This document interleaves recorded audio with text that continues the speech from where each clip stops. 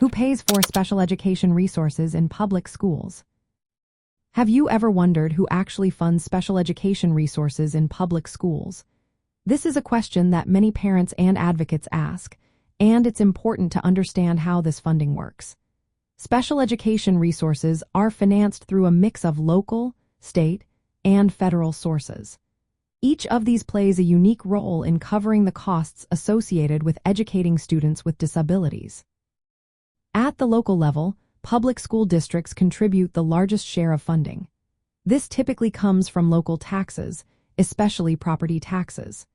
Depending on the state and district, local funding can account for about 40% to 55% of the total special education budget.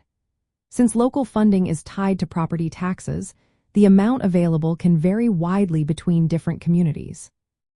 This means that some schools may have more resources than others for special education. State governments also play a significant role in funding special education. They usually cover around 40% or more of the costs. State funds help to supplement what local districts raise and often come with specific formulas designed to support students with disabilities.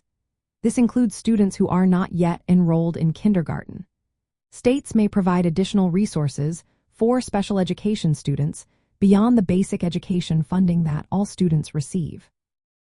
The federal government, while providing a smaller portion of funding, is still essential.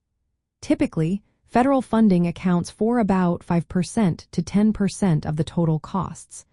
The main federal funding source is the Individuals with Disabilities Education Act.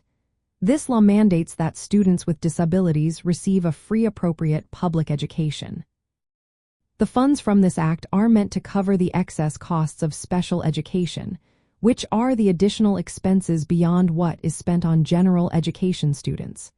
However, federal funding has never met the goal of covering 40% of the average per-pupil expenditure. It is designed to supplement, not replace, state and local funds.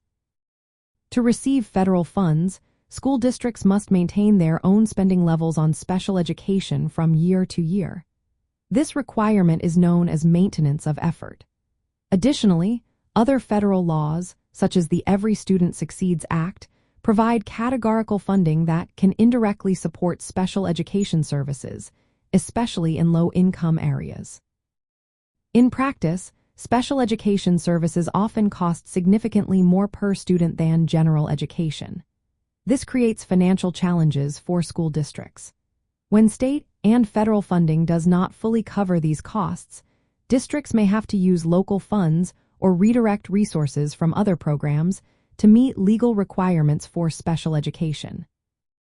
For families and advocates, understanding this multi-level funding structure is essential. It highlights why there can be funding disparities between districts and states. It also emphasizes the importance of advocating for adequate and equitable funding to ensure that all students with disabilities receive the services they need.